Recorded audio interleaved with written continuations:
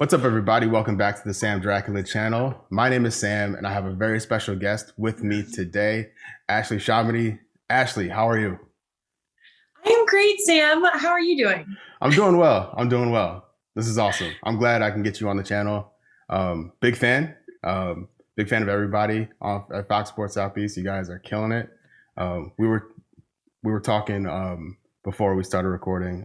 For anyone unaware, this channel was meant to be a place for me to log my experiences becoming a Hornets fan. And one of the things I didn't account for in that kind of journey was how great the announced team is and how and so that's why I'm so happy to have Ashley on to go on record with it. And yeah, thank you. I want to thank you on record, I guess.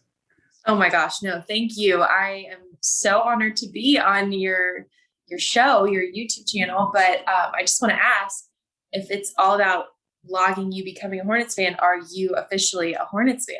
Like, was it successful? Did it work? Oh yeah, I was locked in. I went all Okay. in. I went all in. I went all in. See, Okay, just making sure. I went all in the summer of 2019. And Okay. the key though, I haven't regretted it yet. So I'm Okay. here, both feet in. You know what? That's one thing I've learned. Are Charlotte Hornets fans here through the good and the bad. They are here for life. So hopefully you're a lifer as well. Oh, I'm locked in. I'm locked in. I don't know. When you do a podcast with Muggsy Bogues, there's no way you can all right. I mean, you can't not be a fan when you're doing it with Muggsy. He's the best. Hey Muggsy, I think I'm over this whole Hornets thing. I'm sorry. I can't say that. This. Yeah, go find somebody else. But no, this is awesome. I appreciate you. I appreciate you taking some time out to come on. And I kind of started off talking about your broadcast partner, so I want to keep it there, I guess, for now. Between you, Gerald, Eric, and Dell, there seems to be a really great group of people to watch on TV. Like, I'm a former TV person. You can kind of see it when it's not genuine, and that isn't there. Like, it is very genuine what you see on, at least it appears to be genuine. I hope it is. You can let me know if it isn't. It is. All right, good. Yeah. So where's that chemistry come from, and what's it like working with everybody? I mean, so I worked in local TV too, and a newsroom aspect is just, I'm not even trying to compare because it's just completely different. But I know I might sound biased. And I mean, I'm so glad that you say it looks genuine because it really is. They are amazing to work with. I absolutely adore Eric, Dell, and Gerald so much. I just feel like, Gerald, I do home games with, and then usually when we're on the road, I do away games with Dell, the pregame and postgame show. So, and then Eric, we just banter during the game, and everyone's kind of jumping on the bandwagon and seeing how wonderful he is at being a play-by-play guy, which is something we've already seen. But just all of us together, I don't know. I don't know how the chemistry is so great, but it is so great.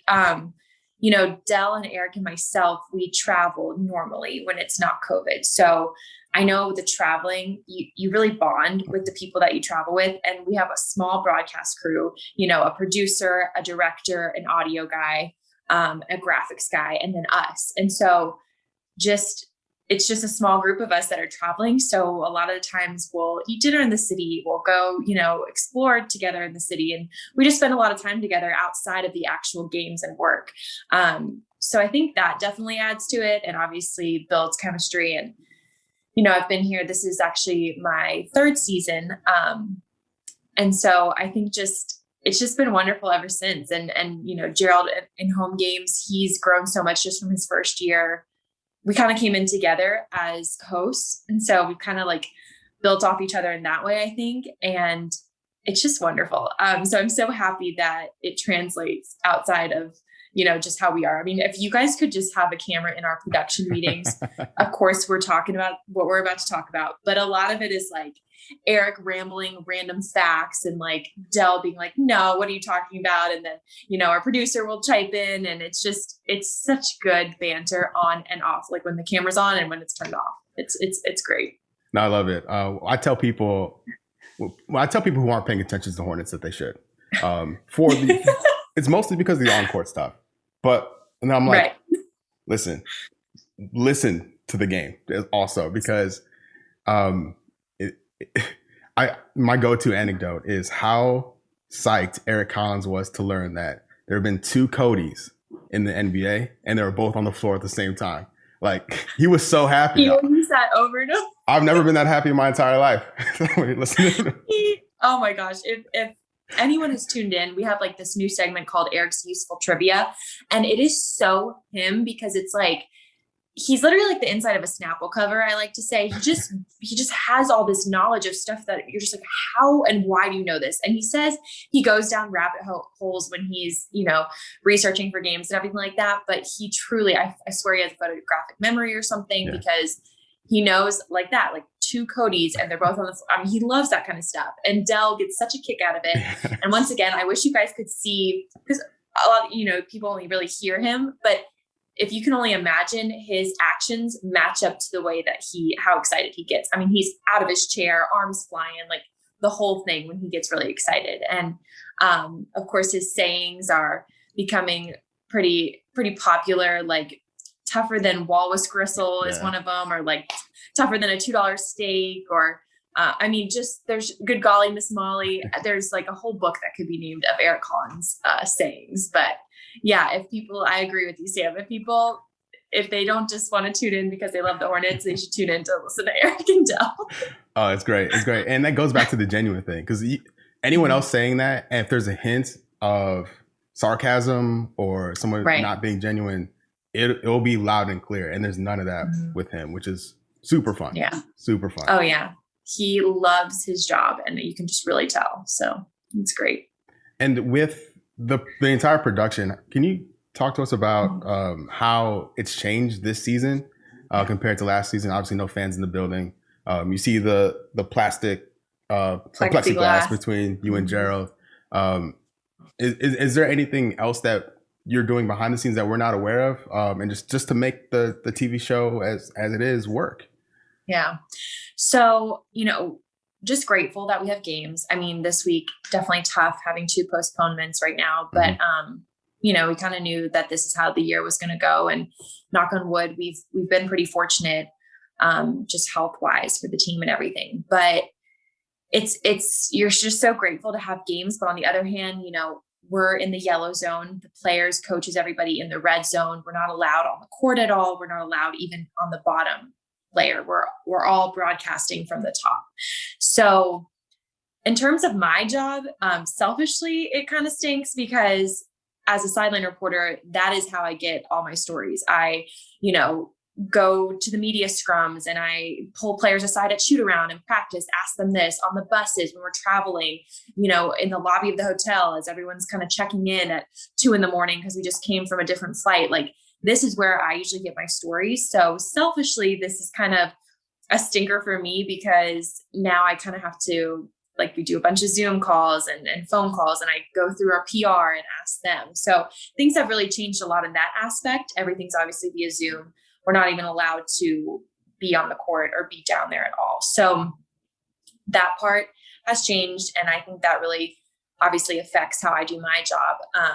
But then in terms of like production, everything, I just think not traveling is, at first I was kind of like, oh, this would be cool. Like maybe, I can have kind of a semi-normalish life, like in Charlotte, go to work, come back. And it's been great, but just for the job aspect, that's how we build these relationships with the players and the coaches.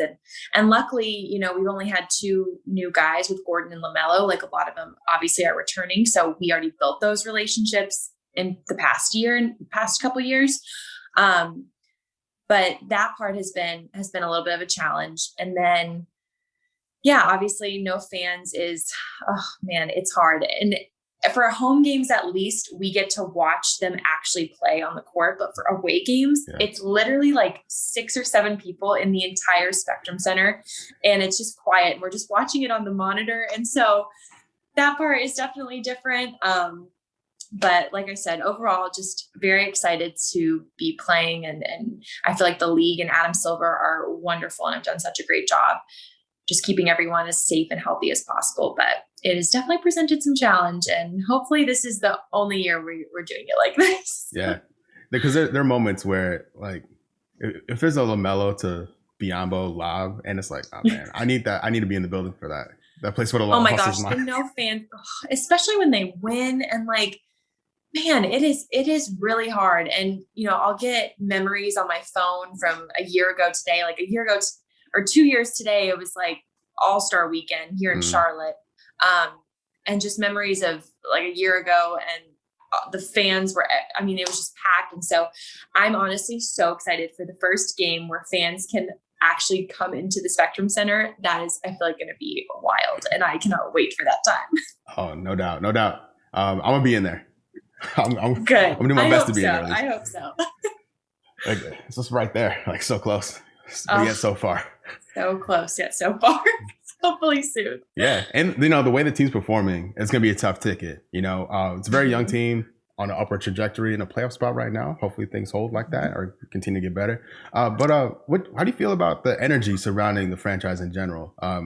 It's a lot of attention, obviously, because LaMelo's there, but the team is winning on top of it. What's I don't know if you can compare and contrast the like last year to this year or not, but like, how do you feel about all the attention the franchise is getting? It's kind of crazy. I think I obviously knew how big LaMelo and his family are. Yeah. But I think when I did my first interview with him, right when he got drafted, and it got so many views, and I know it was not because of me, and I know it was not because of the platform that it was on, but literally because it had LaMelo in the title, it got so many views. And I was like, oh my gosh, this is actually how this season's going to be. People are crazy about LaMelo. They are very, I don't know if you want to call them dedicated or what you want to say, but they love LaMelo Ball. So him bringing that media attention to Charlotte, I feel like is definitely something the team, can benefit off of.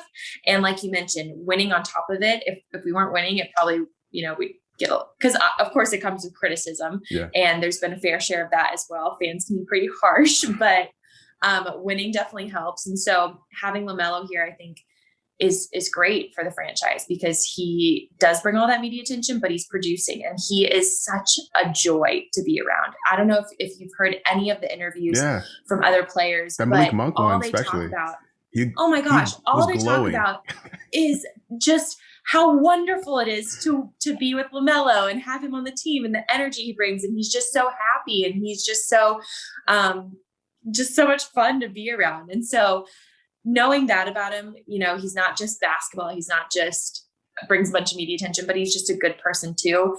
It just, I feel like, is icing on the cake. And then, Gordon Hayward coming here as well, and just kind of revitalizing his career a little bit. I feel like that has really helped as well. I mean, he is averaging 20 something points a game. So to have him here as that veteran guy is just so beneficial to the team. And then, he's very like never too high, never too low. And I think that's something that a young team needs as well. So I think he just benefits in a lot of ways. But as far as for the franchise, Mitch Kupchak, Michael Jordan, Coach Brego, they all knew what they were doing when they drafted LaMelo and when they brought Gordon here. Have you noticed like the LaMelo fan base and the Hornets fan base? Like, hopefully, I think they're running more parallel now, but definitely kind of conflicting a little bit in the early stages. I think things for sure have really improved on that front, which is great. For sure. Especially when he wasn't starting, because like you mentioned, we would do Instagram lives on Fox Sports South, and that was basically the only question I felt like. And so it definitely was more like, okay, a lot of LaMelo fans in here. I totally get it. I totally understand. But now I feel like maybe because he's starting, but also because the team is doing good and we're kind of getting in a groove now, maybe people are kind of understanding where Coach Brego is coming from, or how he likes to run his team, or the rotations he likes to play. And so I feel like now, hopefully, we're taking those LaMelo fans and making them into Hornets fans, because he hopefully is going to be with the franchise for a long time. And we would love to obviously have all the support possible. And so, yeah, it was definitely a little wild at first, because people were just, all they wanted to know about was everything LaMelo. And we still get it. And I totally understand. He's like an icon to people. So I really truly get it. But I would love for those LaMelo fans to slowly be Hornets fans as well.